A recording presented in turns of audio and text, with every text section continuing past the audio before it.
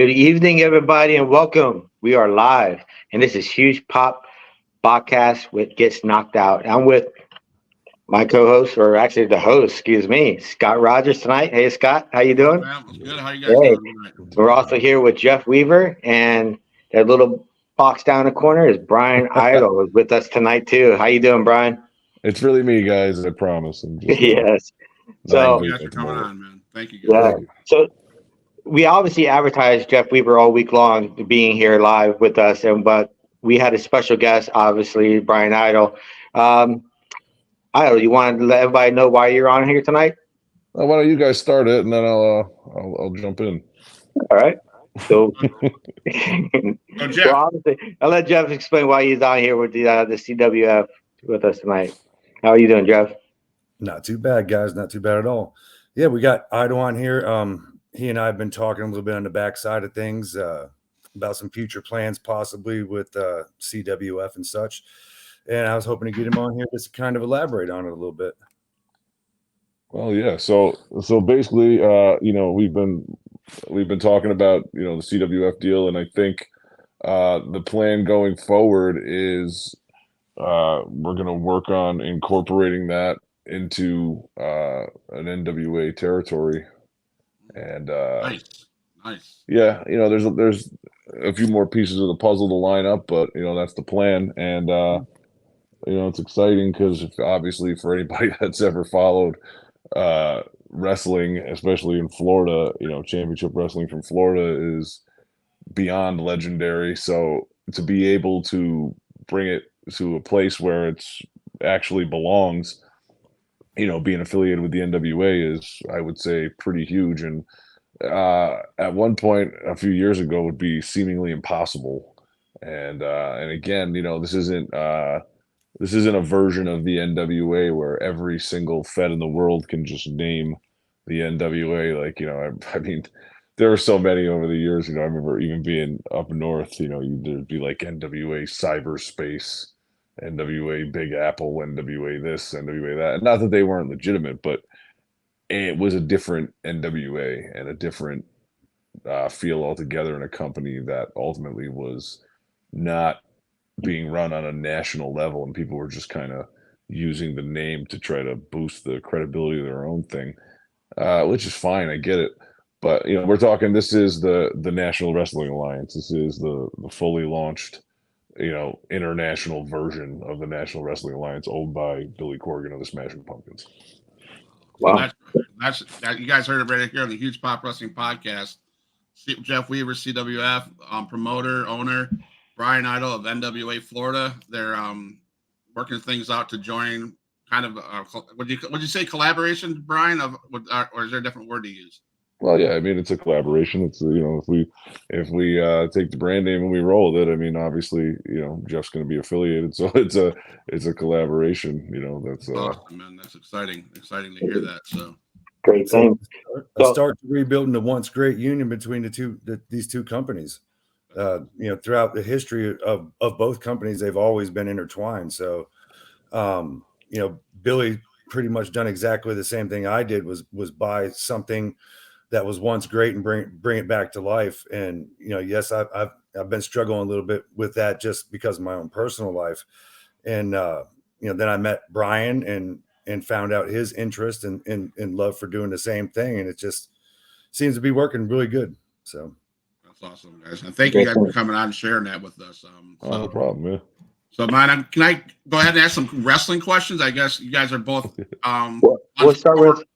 Yeah, we're going to start with Idol because I know he has to catch a plane here in a little bit. So yeah, so Mr. Idol, can you just tell us about your growing up as a fan and who your favorite guys to watch, or where'd you get all your inspiration from? Yeah, so I would say I probably got into watching wrestling at about like 4 years old, and I think undoubtedly at the time the biggest thing going in wrestling was Hulk Hogan, and that was the 80s when wrestling was not quite on the level of the Attitude Era, but was the start of being a very mainstream type of thing. So it almost went hand in hand. Like my interest in it as it grew, it was growing in real time for itself. So, the WrestleManias started getting bigger. There started becoming more pay-per-view events like the Royal Rumble and things like that. And I would say by the time I was in second grade, so it was at about 8 years old, I was, I pretty much was convinced I was going to be a wrestler. And I think a lot of kids say they want to do that or whatever, but I think I genuinely meant it. I was the whole time like I was just weird, like like as I grew up, like it was like a foregone conclusion that I was going to do it at some point. So it just that's just the way it kind of shook out. And I think that a very big full circle moment for me would be like years into my wrestling career, meeting Hulk Hogan at the gym and then kind of working out with him on a regular basis. And so I don't do it so much anymore, but there was a pretty steady period there for a while, back when Bushwhacker Luke owned the gym that, I would lift with Hulk at least a day or two a week. That's So crazy. it's That's awesome. pretty wild how that works out in life. That is. So for sure. So, so another question. What's some current goals, man, that you got going forward? I know you got to hit a plane here quickly. So what are some current goals and projects you're working on? I mean, current goals is, one thing I'm pretty heavily involved in at the moment, is, getting NWA to the biggest level possible. And that's the kind of thing that starts with the territory thing. And there's much more into that if I went on and on, it's boring. But like, basically the thing about the territories is not only is it a chance to expand, a brand on a local level, it's a chance to, the concept of the territories is to have people working within the company that come and develop on shows, and then they move up, and therefore when they get into the NWA, or like they're more regularly featured on the programming, they're at a much higher level as performers. And like I said, so what that does is it brings the company to a way higher level. And I would say that's my top goal. And it's not, it's cliche or whatever to say, oh, I want to be the NWA champion or whatever. I do care about that, but I don't care as much about that as I do with being synonymous with the success of the NWA. Okay. Nick, man, do you have questions? No, dude, I was just thinking about the same thing you were just saying there about the NWO bringing it back. I know you've been heavily involved in that, along with a few other things that you've been doing with books, movies. You actually traveling with the Smashing Pumpkins there for a little bit. How was that? I mean, if you had a chance to do that again, will you do it? I think undoubtedly I'll be touring with the Smashing Pumpkins again. I'm pretty sure I'll be on the summer tour, which is a huge stadium tour with Green Day, which Sweet. I might even do some international dates as well. I know they're going over to England and parts of Europe. I might catch on for some of that, and then but around the States is much easier. So I would say I would count myself in for a lot of those gigs, and I'm pretty sure the band, and as well as Billy and everybody else, all the way down to the roadies, would say that we're a pretty heavy part of the show. So like it's very the few that we didn't do in the last couple of years, every time we show up right after, the next thing anyone says is like it wasn't the same without you. So it's so I would say without a doubt we'll be on the next tour. And I look forward to it. I mean, it's who doesn't want to stand on a sold out stage in Madison Square Garden or the Hollywood Bowl, or make international headlines in Australia. I mean, like I said, I can't believe it. Like the coverage that I get, like being out there, because obviously it's a little bit silly, but it's something different than just standing there and playing an instrument. So it's definitely unique to the show. And the coolest part is it's an easy way to cross promote the NWA. And that's why during this, the Australia tour and during the summer tour, we actually toured alongside, for some of those dates. And that was something that I was kind of one of the architects of. And I think it brought really good exposure to the company. Yeah, definitely. So I just love. I didn't realize Billy Corgan or you, Brian, that you guys were part of the band that Nick was saying, and until like I think it was 6 months ago when I had I think Koa was on my show and he was talking about NWA and Billy Corrigan and stuff like that and being a member of a band, and I'm like, so that just mind blowing. It's amazing that I'm sitting here talking to legend of the wrestler Jeff Weaver and a promoter of CWF. Brian, you're a promoter of with the NWA and you wrestle, man. It's an honor to be sitting on this side of the screen with you guys, and I don't want to say fanboying, but I'm just loving listening to the answers, man. It's just something surreal. So. Well, I appreciate it, man. So I know you have a school too. You want to go ahead and let people know about your school, because you have one down here in Florida and one up in New York as well, correct? Well, actually, the New York one I actually sold off, Okay. mainly because it was,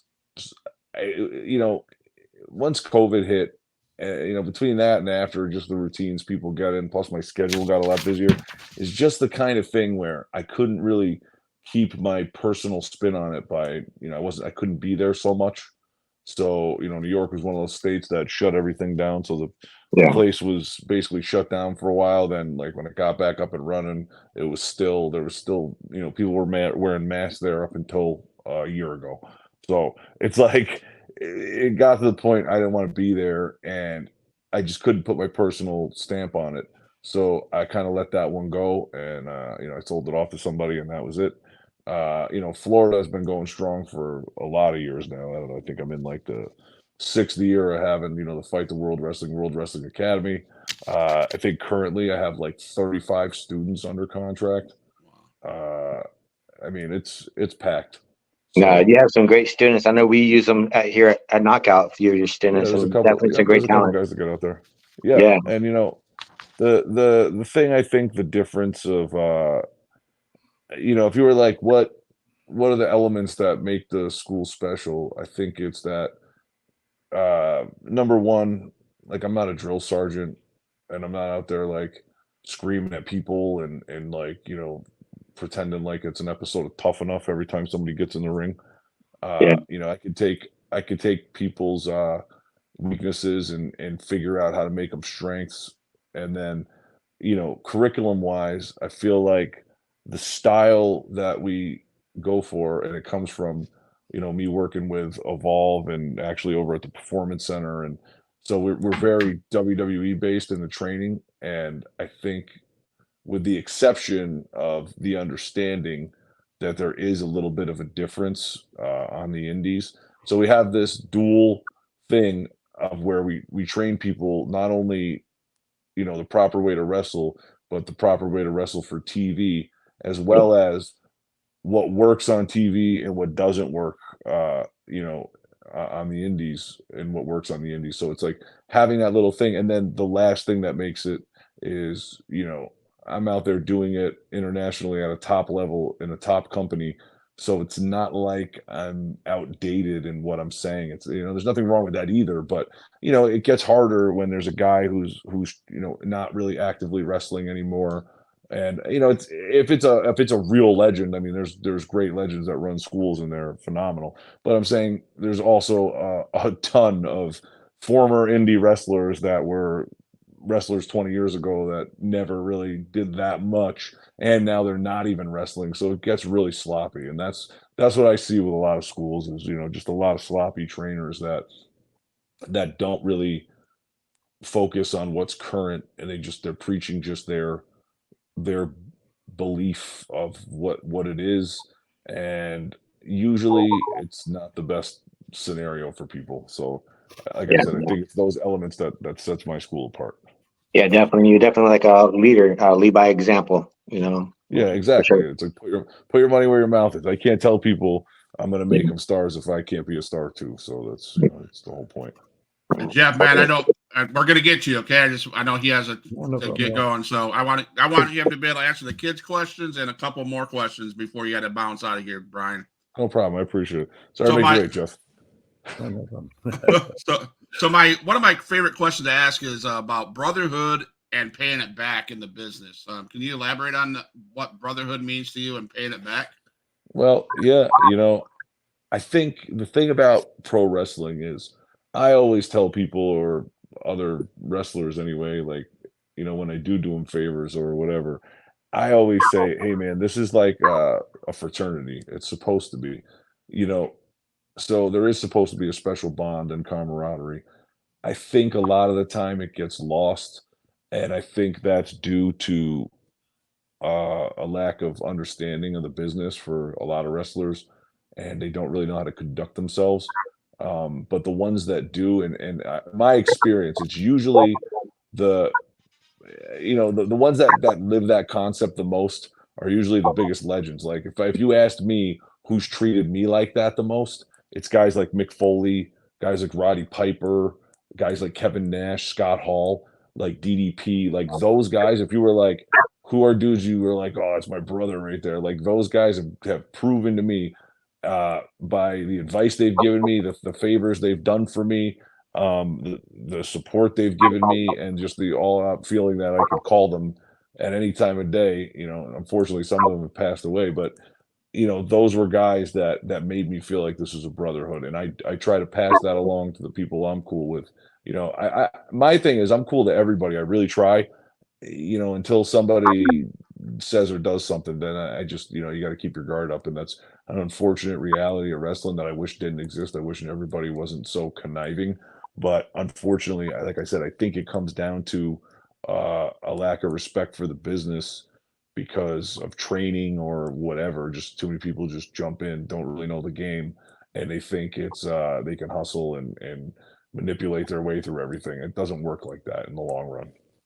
Yeah, I can honestly vouch for what he says. When I first started in this and started with Knockout, I was didn't know the first thing about promoting. And yeah, Idol is one of the guys that kind of stepped forward and educated me and helped me out, willing to teach me. So yeah, he is definitely the type of person who will help that next person. So I never got a chance to thank you for that too, man. So I do Oh, no appreciate you. problem. You're So welcome, man. Like I'm one of these people, dude. I never see any of this as competition. Obviously, I run my own shows. yeah, Obviously, I'm a wrestler. I don't look at somebody on a show like, oh, that guy's taking my spot. Like, never. Like, if I'm not willing to put the work in and I'm not willing to be the best at what I'm doing or like put myself in the position I need to be in, like I can't fault somebody else for being there and trying to be successful for themselves. I mean, at the end of the day, it's a fraternity, but it's an individual, it's not a team sport. So it's like it falls on you ultimately, to be a good promoter, to be in good shape, to be whatever. That falls on the individual. So like it never hurts like I said, if you look at like me and you, Nick, uh, I'm still getting booked on your shows. We still work together.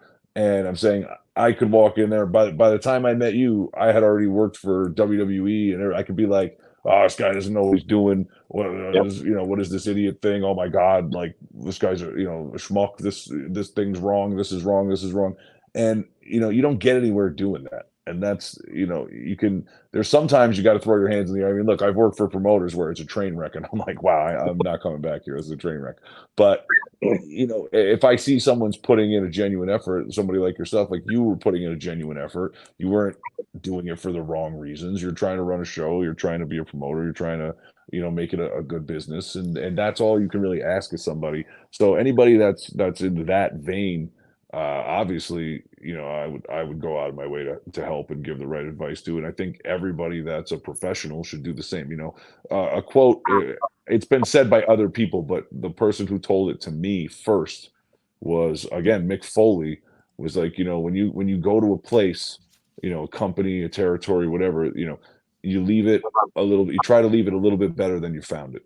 yeah, And like that matters to me. It's the kind of thing that I think if everyone had that mindset, things would be a lot better overall. definitely. And the reason why I asked about the brotherhood and stuff like that is because as a podcast creator, for Huge Pop Wrestling Podcast, I have learned to listen to Nick I have very good connections with Herb Simmons up in St. Louis. And I have the guys like Rich Portiola and Masha Kahagas. They would tell me, because I called myself a fanboy once, and they said, absolutely don't call yourself a fanboy. You're part of the business. Right. And and then they gave me a lecture about what podcast creators mean to you guys as wrestlers. And the biggest advice I got from Nick and Herb Simmons and them was listen to what we just take the feedback. And I have done that. And one of the things Nick has said to me is, and I'm starting, that's why I got the song I had up here that I did the intro with, is my song now. It's not copyrighted anymore. Nick would say, my wife would say, make it your own brand. Do it, do you. And, I've started doing me, and, I got a phone call from Herb Simmons last night to talk about what happened on the podcast last night. And it just, that feedback I get from wrestlers like you, Brian, Jeff, and Nick, and it means a lot to me because I want to get better. And for me, that's like what brotherhood would mean to me, I guess, as a podcast creator. So that's why I asked that question to you, Brian. Totally. I get it, man. And that's, that's a good attitude to have. And yeah, in the old school, when people, one thing I don't like, I'm saying, is when wrestlers always say, Matt Striker used to say this, used to make me want to like punch him in the face. He's like, we're all marks.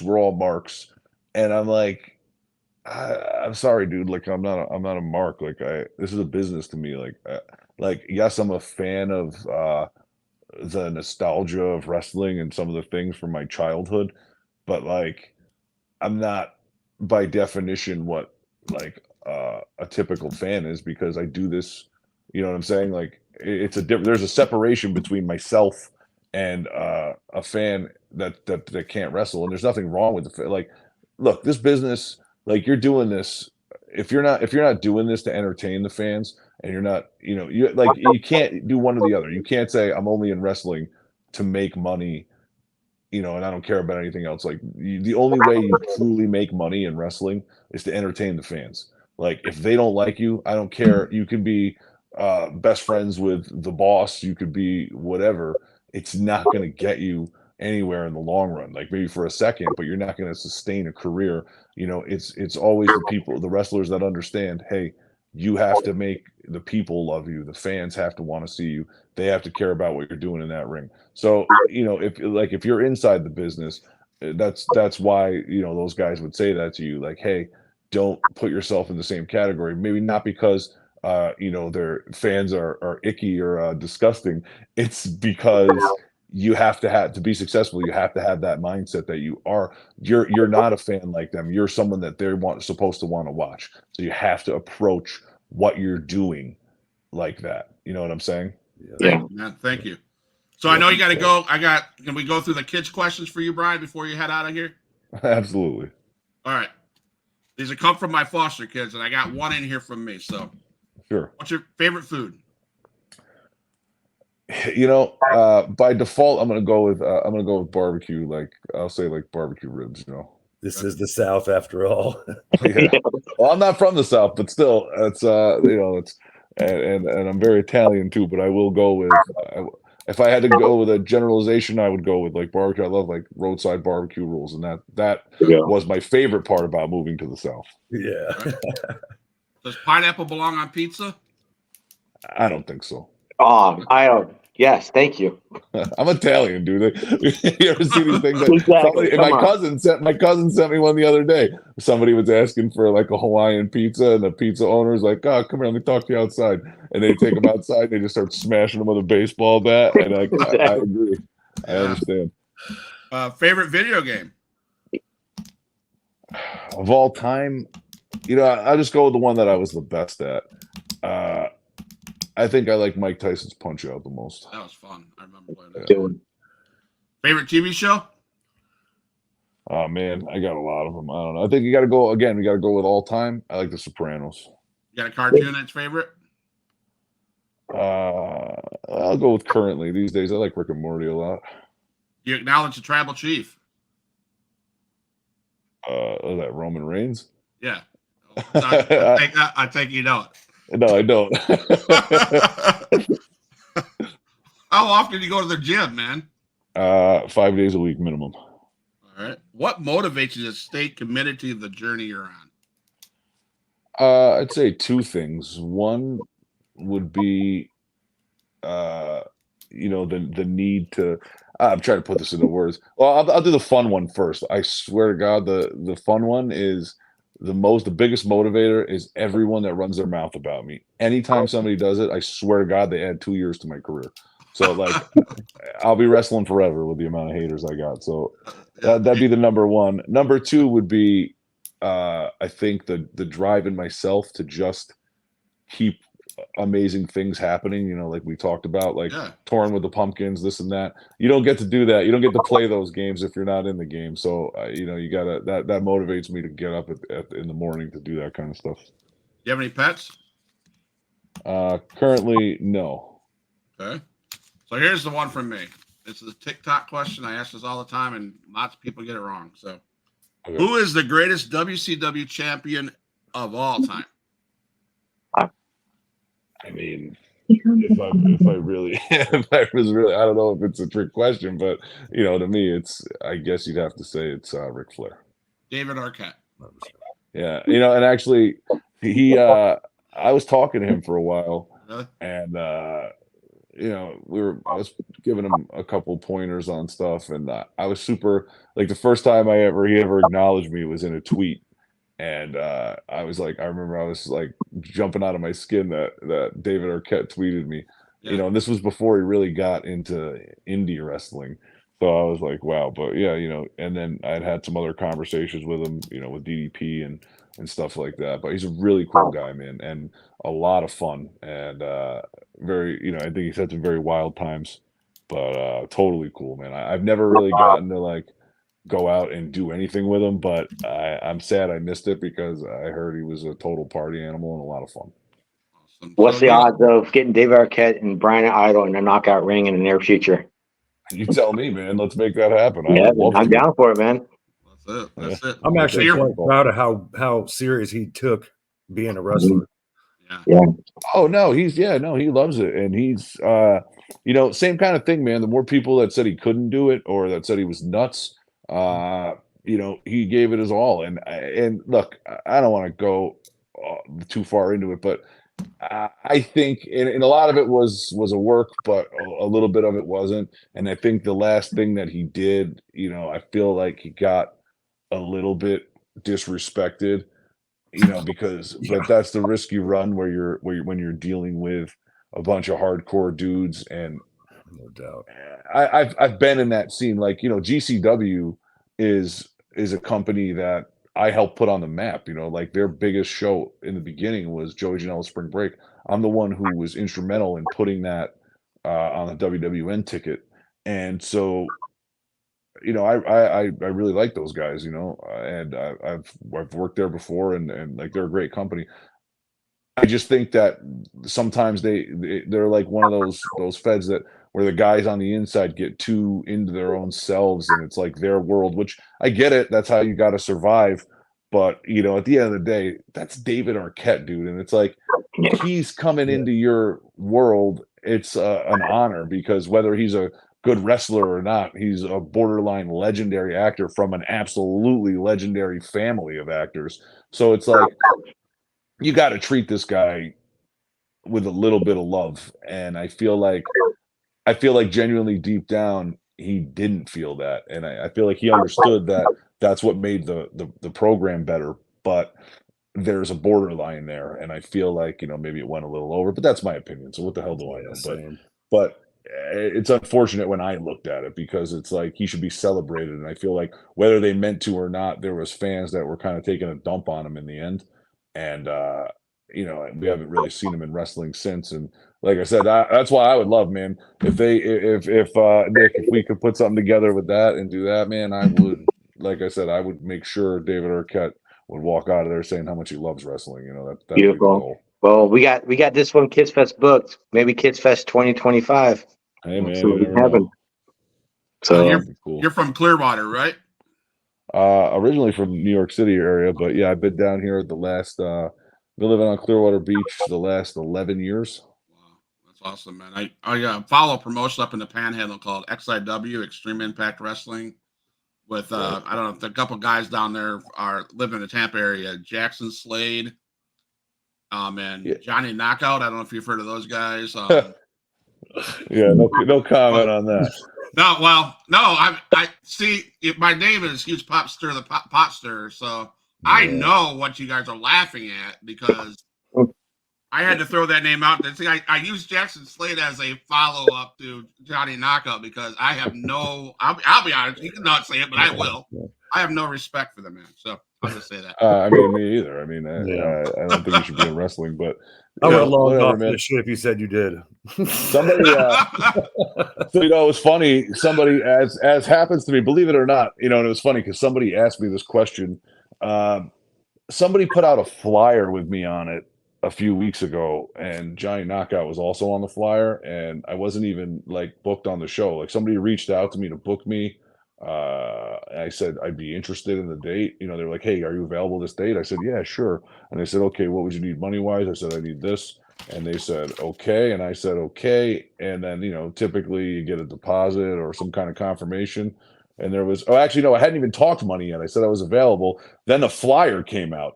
And I was like, "Hey man, I'm on this flyer. We never finalized this." I said, "We didn't even talk money." So he said, "Okay, how much money you want?" I said, "Okay, give me this." He said, "Okay, done." I said, "Okay, cool. Send me a deposit." And of course, that never happened. And he continued to promote. And I was like, finally, I was like, "Hey man, I hope you know I'm not coming to this show." And I don't, you know what I mean? I don't understand. And it's not the first time. I get put on flyers all the time like that for small shows. And even when I was doing UCW, I wouldn't even be on half of their shows, and I'd be front and center on the flyer, and I'd just be like laughing because I was, you know, what are you going to do? But you know, one of the things that cracked me up was being on the flyer with Johnny Knockout, who I believe was last seen cursing out a 13-year-old at a gym lifting weights, you know, on TikTok actually. I wouldn't doubt that. So, Brian, I know you got to go. So, can you tell the fans what's coming up for you, where they can find you, where they can get your merchandise, etc.? Sweet. So huge weekend coming up with the NWA right now. So Fort Lauderdale, there's still tickets available.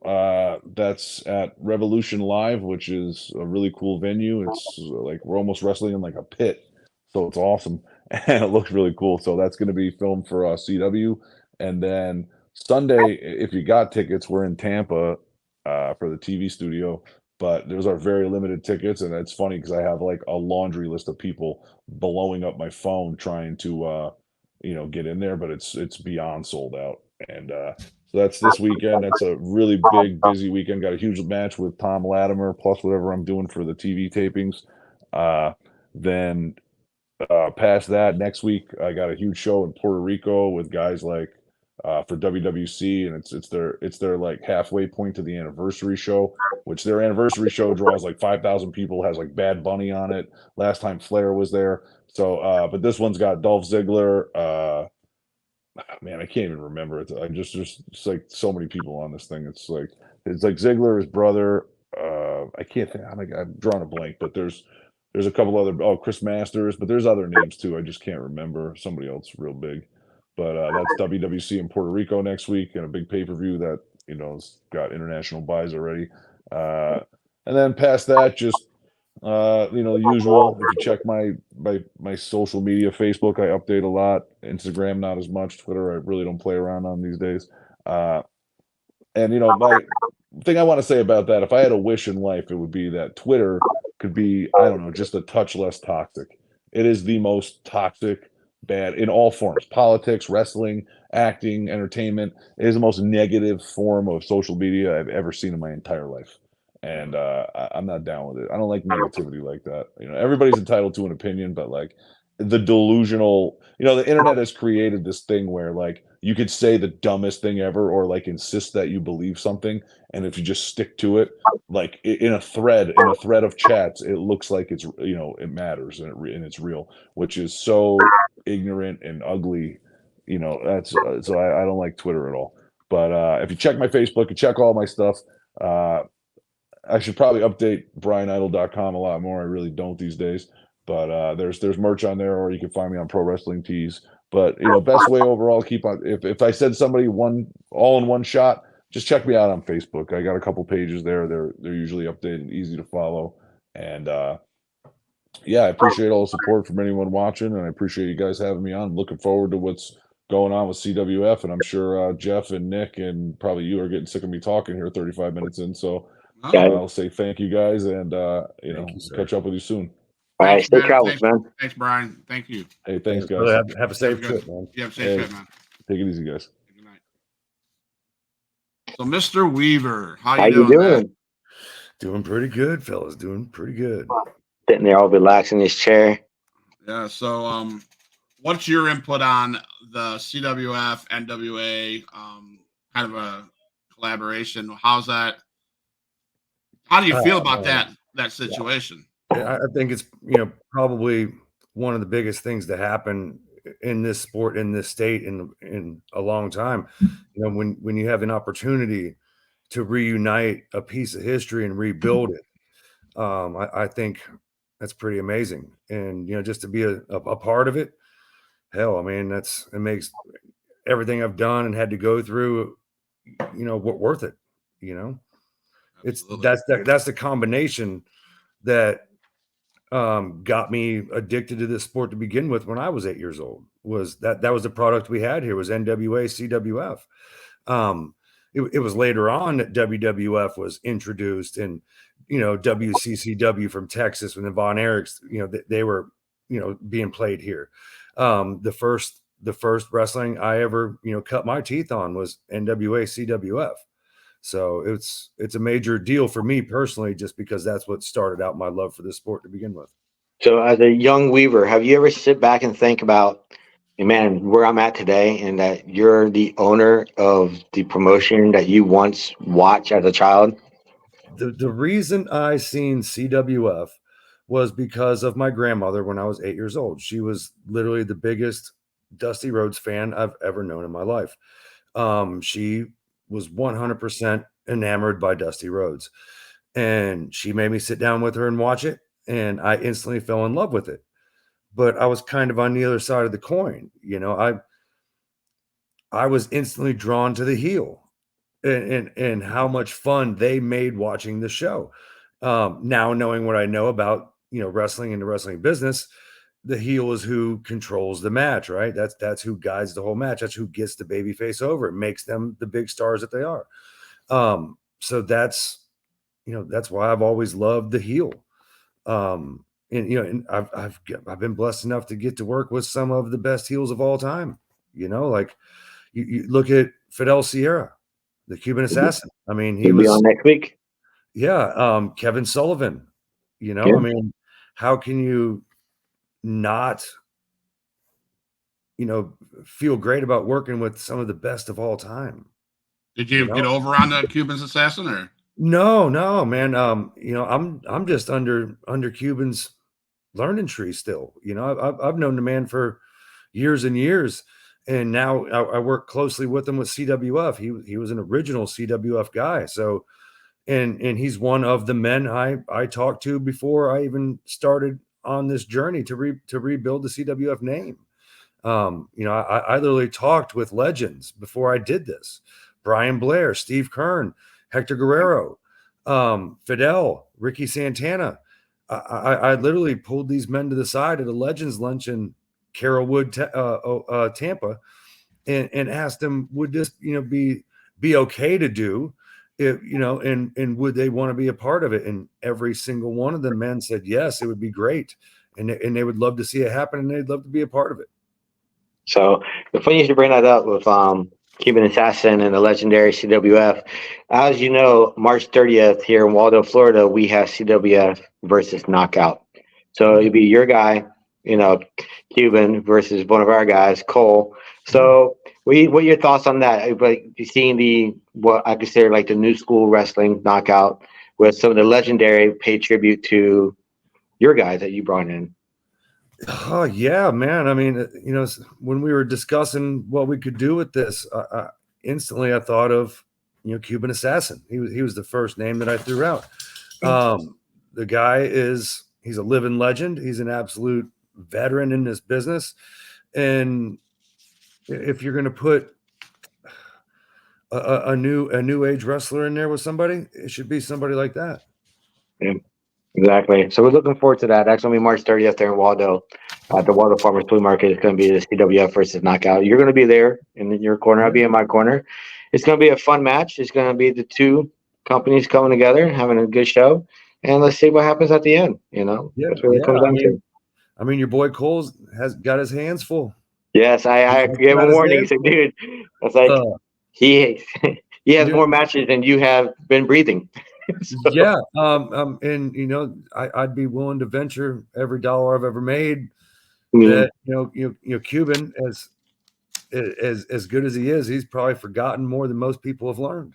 it's true. He's going to be on the show next week. Actually, next Wednesday. You're welcome to join us if you like. Be on next Wednesday again. Cuban will be here. So yeah, that'd we'll be talk to wonderful. him. I love the man like family. There isn't nothing in the world I wouldn't do for him.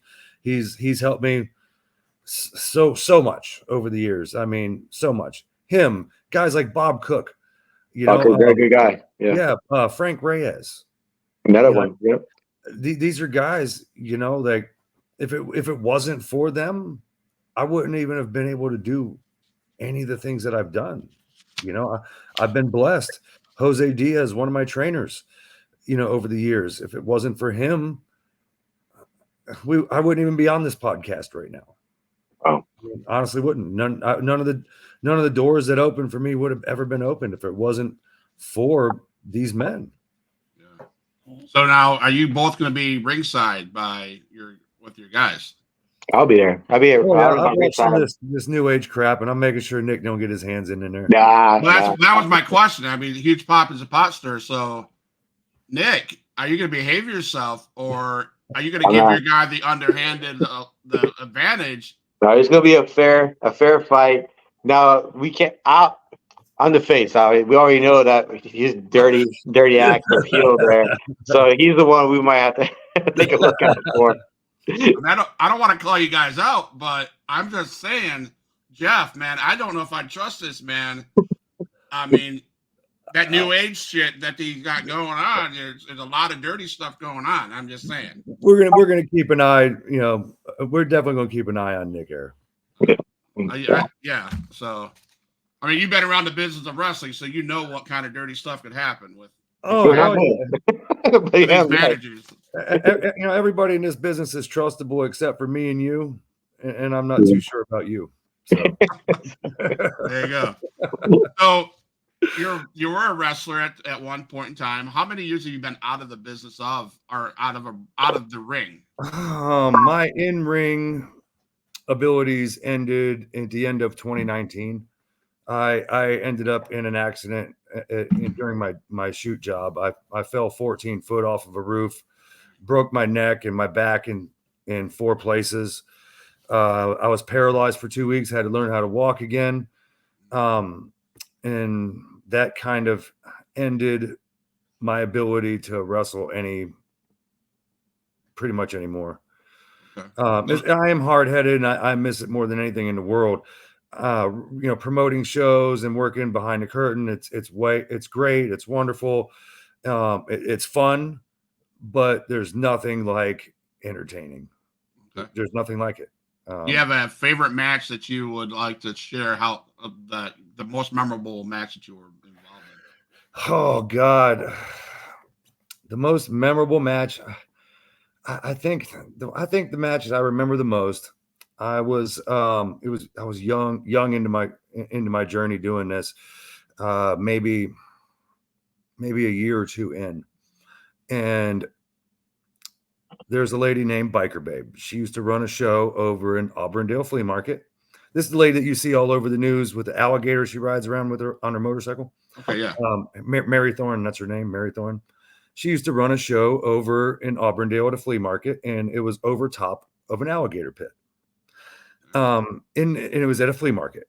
So you've seen all kinds of crazy people, like Lobster Boy was there at several of the events that I got to work at, and some other kids from like the circus or carnivals, because they had like very strange deformities. Like one kid's head was probably 2 foot round. Like, I mean, very, very, very memorable. Well, there happened to be a guy who was at every one of the shows that I got to work at there, and he had a fake leg. And he was a huge wrestling fan, and he kept asking how could he be a part of the show. And finally I thought of an idea, and I accommodated it, and I yanked and yanked and yanked on his fake leg, and he finally let it go. and instead of me getting it, it flung out of my hands. I was the heel, obviously. It flew into the babyface's hands. Boom, hits me in the head, beats me 1, 2, 3. And the kids, obviously cheered because the bad guy who'd been cheating the whole match, who looked like he was going to win, gets knocked out by stealing a handicapped man's fake leg. So that's probably the match that I remember the most and had the most fun doing, just because of the crowd interaction because of it. Now on the promotion side, the promoter, the CWF, how do you guys go about recruiting and managing the wrestling talent you bring into your promotion? Oh, how do we recruit? Well, I think for with the me, CWF brand, they mostly come to you, really. well, yeah, a lot of people, a lot more people come to me than I'm actually able to use. I mean, because there's only so many slots on one card. I mean, you have times that you have to stick to, and you have to be careful with, too much. Giving too much for any one particular show. You have to save some for the shows following. But me personally, I've been around a long time. I've gotten to work with a lot of different people. And, so I already pretty much knew who I wanted to bring in, and I've respected their opinion over the series of shows that I've done with who else we should be bringing in to fill in the empty slots. Some of these guys, I still have a great deal of respect for. Some of them are still used. Some of them are not. But we've been able to gather a laundry list of absolutely phenomenal young talent that we are able to use on our shows. Guys like August Artois, the Cheese, Manchego Cheeseman. The guy is over like Rover. Both of these guys. I mean, everywhere they go, the crowd loves to see them. You got all kinds of young talent out there. Damian Morningstar, that kid is phenomenal. He's going to go as far in this business as he wants to go. I mean, there's just so many more. There's so many more. Controversial Inc. The amount of attention that they pay for the entertainment that they provide and the things that they help with backstage, it's unparalleled. The dedication that this group of individuals has for this business and the businesses they work for. Who's that guy who's deaf, who's from up north that comes down here? Is it Casey? Oh, Casey King. Yeah, man. Yes. Talking about a guy from West Virginia that I met by chance on vacation. I stopped off at a little carnival and there happened to be a wrestling show that it wasn't even advertised. And I got to catch this guy in his home turf. And I knew instantly I was bringing him down here. Yeah, he's amazing. There's another guy that was on that card, Beastman. Yep. The guy he's a monster and he's phenomenal. He moves like Bam Bam. I mean, like I definitely want to get his behind down here. But yeah, Casey King, he's pound for pound one of the best entertainers I've ever seen. With both in-ring ability and his entertainment value and his dedication to the craft. Oh my God. I can vouch for Controversial Inc. La Brava, however you want to say her name, and that goofy guy that has a bald head in a suit, whatever his name is, I don't know. But anyway, they are the XIW Tag Team Champions up here in Panama City, so I get to see as them they all. are everywhere they go. They seem to be collecting up titles everywhere they go. Yep, and matter of fact, they're going to be on the show last week of January, leading into the XIW event in February. So I'm gonna pop in on you on that. I'm gonna pop in quickly on that show because they right. never admit to it. But Salazar La Brava was my actual ring announcer before she got into the ring. Yeah, so I want to bring back some memories. All right, yeah. So I mean, obviously, I brought up Johnny Knockout. Not that I like the guy because I can't stand him. Johnny, yeah, that's right. So the qualities you look for are not of a jackass like him. They're of guys like Brian and Controversial Inc. and those. Yeah, people with standards and people of integrity. Can you sniff that out right away?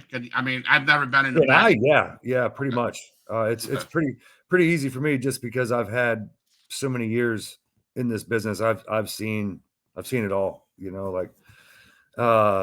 there's so many snakes and charlatans wrapped up in this business. It's not even funny. So we got the CWF and the NWA announcement that we just learned about tonight on the Huge Pop Wrestling Podcast. What are some challenges that you had to work through to make this happen with Brian Idol and NWA and stuff like that? Don't think we have enough time. Oh gosh. Actually, The Idol thing went pretty smoothly. It's all the challenges getting there. He's a man of integrity. He has a dream for the business, like all of us should have, and he has a great working record with doing things in the past. As soon as I had the opportunity to actually sit down and pick his brain a little bit and talk to him personally, just me and him one-on-one, I realized quickly that he was somebody I wanted to do business with. I mean, I can honestly say every single thing the man's told me he was going to do and wants to do has happened. So he's definitely a man of his word. He's a man of integrity. So, I mean, everybody's watching or going to watch this later on. If you want to get your own, if you want to become a promoter, I guess I asked this question because I think there's a lot of independent wrestling promotions out there that are like, and I know a few of them up in Illinois that are just like, whatever, and so are there a lot that are out there just that don't know what they're doing? Obviously, I want to say that. And if there's people that want to get into promotion, is there any advice you have? Oh man, if you want to get into promotion or promoting shows of your own, I would definitely have to say steer against it in this state because there's 85 wrestling companies in the state of Florida. Jesus. A lot of them I won't mention, but there are a few that I will. You have Robbie Joe Medina, who owns POW. Phenomenal guy, phenomenal company, great shows. I highly recommend anybody in that area checking out his shows and supporting him. WWN and all of the other promotions that work with WWN, they all run great shows, and they have great talent, great staff, promoting and creating their products. If you're in that area, check them out. You got Knockout, who doesn't do as many live events anymore, but he does events that have meaning. That's where the owner Nick has wanted to put his attention.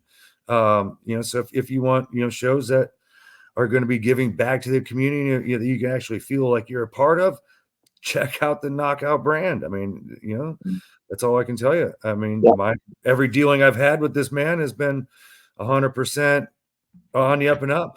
I mean, I can't say enough good things about Nick. Thank you, man. And the local company right here where I'm at is Pops Wild Samoans, the WXW, one of the longest independent wrestling companies out there today in Florida, especially. Definitely check those guys out. They're right here in Lake County, Mineola. I think they have a show in February coming up. So definitely check out those guys. Their next show is going to be raising money for autism, or not autism, Alzheimer's. Sorry. So they'll be raising money for Alzheimer's awareness. So definitely check those guys out. Yeah, so sounds like my buddy Nick's the poster boy for that event. Yeah, I was just saying you're the poster boy for that event. I mean, yeah, I was just doing some autism work early before this broadcast. I still got it stuck in my head. So no, but you named WXW, named WWN and FIP. Huge Pop Wrestling Podcast people, listen. Starting February, I've been talking to Francisco Chiazzo. I think they got that right. Yeah. If I didn't, he's going to let me know. Yeah, I think Haggis is part of TCW, and so those guys, those guys are going to start rolling in on the podcast. So watch out for WLW or WXW, WWN, and FIP, and Monster Haggis' group. So things are turning that way. I began to I want to focus on Florida more than I have around.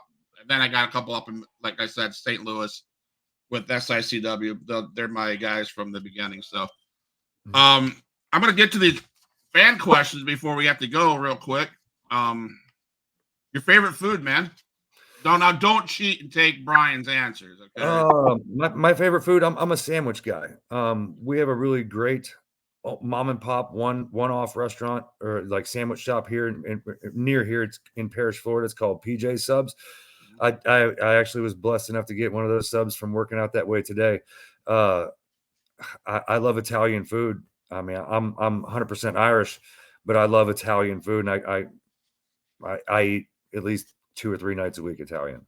You guys when you talk sandwiches, are you talking Reubens? Are you talking French dips? Or what are you talking about? I like subs. I always, I go there because they have the best pastrami sub I've ever had, All right. and their bread is like the softest thing I've ever ate. So Pineapple on pizza?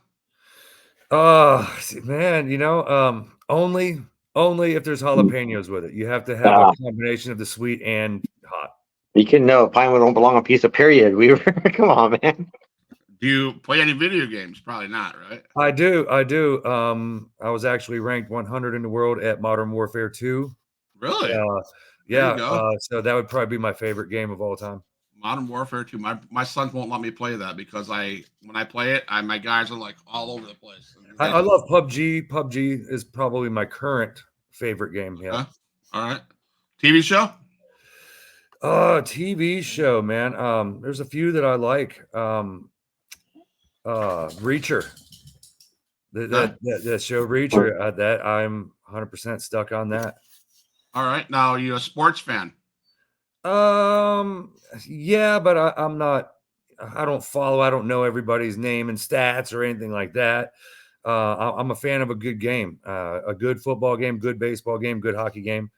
Like I say, obviously I love whatever Florida teams are in there, and if any of them are doing good. But at the end of the day, I really just want to see a good competition. Did you watch the national championship game when Michigan rolled on Washington? Yes, I did. Not that I'm a Michigan fan or not, but I had to ask that question. Yeah. I mean, I wouldn't. I don't know if I'd admit that on a live podcast, but yeah. Well, I just did. You heard it live here on the Huge Pop Wrestling Podcast. Go Blue. #bet. Nick, see, he must have been. He's afraid of us. So I made him upset with that Michigan comment, didn't I? I guess. Do you acknowledge the tribal chief? I mean, how can you not? I mean, the guy he's running the show over there right now. He's the it man. Awesome. So tell us about now, do you have a Mount Rushmore of wrestlers when you were growing up? You were like, yeah, that's it. Oh yeah, it's still the same to this day. I mean, if you have to say a Mount Rushmore, I would have to say guys like Flair, Hogan. One of my personal favorites was and always will be gorgeous Jimmy Garvin. Like I say, I'm a fan of the heel. Shawn Michaels would have to be on there as far as being one of the best of all times. I mean, oh gosh, there's so many great guys that wrestled over the years. Terry Funk. How do you break it down to only 4? You got guys like Harley Race that kind of paved the way. Lou Thez, Fargo, Jackie Fargo. I mean, how do you not mention these guys? Bugsy McGraw. I've gotten to know him a little bit over the years at the Legends lunches, talking with him and listening to the stories. My gosh, it's harder for me because I grew up in the mecca of professional wrestling right here in Tampa Bay, Florida. The best of the best all came through here. Ron Bass, Blackjack Mulligan, Kevin Sullivan, the Cuban Connection, the Sheep Herders came from here. Hulk Hogan, like all of them. Percy Pringle, he came from here. Gosh, so many of them. Luna, I mean, God, I've reached out to Luna before and she never answered, so I just figured that whatever. Yeah. So, but now, do you go to conventions? Is CWF going to be at any conventions in 2020? Yes, we've done quite a few of them, and I definitely want to start getting that rolling once again. So it's a heck of a lot of fun to go and get to interact with the fans, and and some of the guys you don't get to see anymore. They're there signing autographs. It's wonderful. I'm going to be up in Huge Pop Wrestling Podcast is going to be up at having a table. They have a vendor table up at the River City wrestling convention in St. Augustine in 2024. Nice. So Nice. I inquired about a table, so I'll be up there with my podcast, and hopefully some guys come through and stop by so we can chit chat. I was told I can't take my podcast around to their tables, but hopefully if I'm sitting there, someone will stop by. So we'll see. Yeah. So I know that we've talked on offline and stuff like that. I'm super excited. I hope you can shut me down or not. I've talked to Jeff, and we're gonna set up some interviews with his roster, and once he gets going, we're gonna start doing some watch alongs. So can you talk about what's the future going forward in 2024? When shows are gonna start up, what the plans are, and so on and so forth. I've actually just began talks with my booker, Vince Lewis. We have some plans in the works right now. I'm trying to get all the kinks worked out to start this ball rolling again. Awesome, man. So, Nick, do you have As anything you know, else? we got Brian Idol involved in this too, so Yeah. we got some moving pieces. Awesome, man. So so hopefully we can work things out where I can showcase some of your good events and your wrestlers, and help promote your guys' brand and keep this NWA CWF dream going for you guys and stuff like that. I'm going to be down in Orlando. I can't go very far because I have my whole family, which will be with me, plus family from Michigan City. We're going to be down in Orlando February 19th through the 26th. So I'm going to try to meet up with Nick one of those days with a couple guys. So yeah. I don't know. Maybe let me know. And I live maybe 3 hours away from Orlando. I'd definitely like to shoot on over there. Yeah, dude, we're gonna head out lunch with Randy Hogan and those guys. So Nice. Yeah, so, Mr. Weaver, I know I didn't get to ask a lot of questions to you, but I appreciate your time to come on onto the podcast. And what do you want to tell the fans about CWF going forward? And then we'll close the show. And please, when we close the show, I'll play a song. Don't go nowhere. I know Nick has a habit of disappearing. Yeah. So what I tell the fans, keep an eye out for us on Facebook and Instagram, TikTok. We're going to be announcing news as we get it. So stay up to date on all the happening CWF, NWA related, and get ready to be entertained. All right. The Huge Pop Wrestling Podcast. I sit next to Nick from Knockout Entertainment. Check them out on Facebook. Check out Knockout Entertainment Shop, where you'll see several different promotions with their merch. You're gonna hear probably by next week. You'll see Huge Pop Wrestling Podcast on there. CWF, I seen them on there today. Nick's got some cool designs. Nick's got some colorful shirts and stuff like that. We just dropped our new logo design today, actually.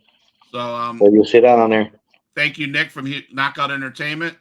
Jeff Weaver from CWF. Brian Idol from NWA Florida. Huge Pop News. The huge news of the day was the CWF and NWA collaborating together to bring back the old territory days like it's supposed to be. Yes, sir. And that I think that I've heard from a lot of legends that I talked to over the past year, territory wrestling has disappeared across a lot of the United States. And there's only a few of you guys that want to try to keep it around. It's on the rise. It's on the rise. It's Herb Simmons up as SICW Missouri, St. Louis, Missouri, and now you guys down here in Florida. Man, I think we need to bring it back. So I mean, CWF is also in collaboration with SWA out of Georgia. All right. So yeah, we definitely got a union of promotions banding together to get the Southeastern Territory rocking and rolling the way it should be. Awesome, man. Thank you guys again for joining me on this podcast. Thank you, Jeff. I'm going to have you back because you're going to be back on that podcast when Controversial Inc. comes on, right? Thank you. I can't wait. I'll be there. And Nick will be there. So we're going to have we're going to stir the pot. I love those guys. I talk shit to those guys all the time. Of course, they're heels. They're heels, so why not, right? Yeah. They're wonderful. I got to ask them about last event. Exotic Inc. came. The Exotic Youth from over in Texas and Georgia came into the Panama City XIW, and they interfered in a cage match in December. controversially won it, but they also stood toe to toe with them and challenged them to a match in February. So we're going to see that. So we'll be talking about that and so on and so forth. So Huge Pop Wrestling Podcast fans, thank you so much for showing out, and thank you again. And I'm out, but don't go nowhere, guys. All my dogs, make some noise up in this house.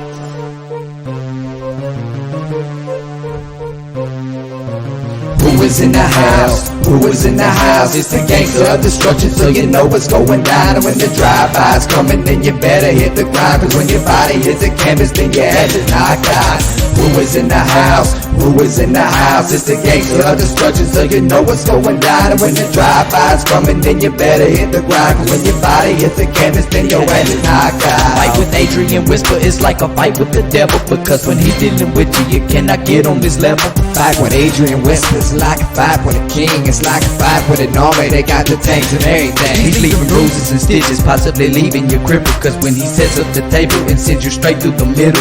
6 sadistic free, beat that ass with a light bulb. Leave a piece of glass embedded in the back of your skull. Who is in the house? Who is in the house? It's the gangster of destruction, so you know what's going down. And when the drive-by's coming, then you better hit the ground. Cause when your body hits the canvas, then your ass is knocked out.